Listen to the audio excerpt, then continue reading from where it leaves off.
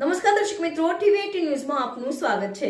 ટીવી18 news ગુજરાતની પળે પળની ખબર ધરાવતી ગુજરાતી ન્યૂઝ ચેનલ છે। હવે જોઈએ મુખ્ય સમાચાર। જમ્મુ કાશ્મીરના પહેલગામમાં આતંકી હુમલાની ઘટના મામલે જમ્મુ કાશ્મીર પહેલગામ આતંકી હુમલાની ઘટના। જમ્મુ કાશ્મીરમાં થયેલા આતંકી હુમલામાં 28 લોકોના જીવ ગયા હતા। તેના પડઘા સમગ્ર ભારતમાં જોવા મળી રહ્યા છે। સુરતના ઉધના વિસ્તારમાં કેન્ડલ માર્ચ રેલી અને મૌન રેલીનું આયોજન કરવામાં આવ્યું। મૃત્યુ પામેલા 28 લોકોને શ્રદ્ધાંજલિ આપવામાં આવી। સાથે સાથે આતંકી વિરુદ્ધ સૂત્રોચ્ચાર કરવામાં આવ્યા। પાકિસ્તાનનો ઝંડો લોકો દ્વારા સળગાવી વિરોધ કરવામાં આવ્યો। નમસ્કાર, હું આશિષ સૂર્યવંશી, સાંસ્કૃતિક રક્ષા સમિતિ અધ્યક્ષ। આજ રોજ ઉધના ખાતે આવેલ સ્વામી વિવેકાનંદ ચોક રામનગર પાસેથી કન્યા સુરક્ષા સર્કલ સુધી એક મૌન રેલીનું આયોજન કરવામાં આવ્યું છે।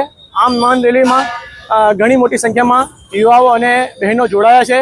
આ મૌન રેલીનું મુખ્ય કારણ કે ગત રોજ આપણા ભારતમાં જે આતંકવાદીઓ દ્વારા પુલવામામાં પહેલગામમાં જે હુમલો કરવામાં આવ્યો હતો તેના વિરુદ્ધ આજે અને એક મૌન રેલીનું આયોજન કરવામાં આવ્યું છે। સાથે સાથે સરકારશ્રીને એક સંદેશો આપવા માંગીએ છીએ કે જે પ્રમાણે આપણે સર્જિકલ સ્ટ્રાઇક કરવામાં આવી હતી તે પ્રમાણે આ વખતે પીઓકેનો કબજો લઈ અને કરાચીના ઉપર સામી છાતી આપણે હુમલો કરવો જોઈએ। જે પ્રમાણે આ કાયરતાપૂર્વક દર વખતે આપણે પાછળથી હુમલો કરે છે, પણ આપણે આ વખતે સામી છાતીએ જઈ એમના પર હુમલો કરવાની જરૂરત છે। આજે રેલી કઈ જગ્યા નીકળી હતી? આ રેલી આપને રામનગર સ્વામી વિવેકાનંદ ચોકથી કન્યા સુરક્ષા સર્કલ વેલકમ 5 સેન્ટર સુધી રેલી થઈ હતી। કેટલા લોકો જોડાયા હતા? શું મેસેજ આ રેલીમાં 500 થી વધુ લોકો જોડાયા છે અને હું તમામને વિનંતી કરવા માંગુ છું કે આ જે આતંકવાદીઓ દ્વારા નામ પૂછીને ગોળીઓ મારવામાં આવી છે, ખૂબ જ નિંદનીય છે। હું સરકારશ્રીને અપીલ કરવા માંગુ છું કે આના પર કડક કાર્યવાહી થવી જોઈએ।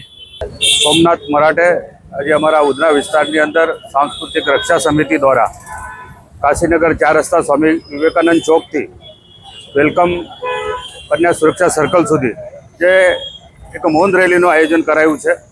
એમાં સેંકડો યુવાનો એમાં જોડાયા છે। ગત રોજ કાશ્મીરના પહેલગામમાં પાકિસ્તાની આતંકવાદીઓ દ્વારા જે સનાતની હિન્દુ ધર્મના લોકો પર વિશેષ એમનું નામ પૂછીને જે એમની ઉપર ગોળી ચલાવવામાં આવી છે અને એકદમ ક્રૂરતાથી જે 27 લોકોની જે હત્યા કરવામાં આવી છે, અનેક લોકો એમાં જખમી પણ છે।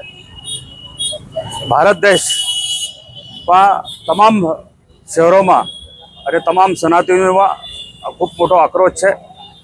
સરકાર જે એમની પહેલ કરી રહી છે, રાતથી જ આપણા દેશના આદરણીય ગૃહમંત્રી અમિતભાઈ શાહ સાહેબ ત્યાં કાશ્મીર પહોંચ્યા છે અને તમામ પરિસ્થિતિનો એમને જાયજો લીધો છે અને તાત્કાલિક અસરથી જે આ પાકિસ્તાનના જે આતંકવાદી જ્યાંથી આવ્યા છે એમની ઉપર સર્જિકલ સ્ટ્રાઇક થાય અને આ દેશની જે ઈચ્છા છે આ આતંકવાદી કાયમી માટે એનો નામો નિશાન મટી જાય।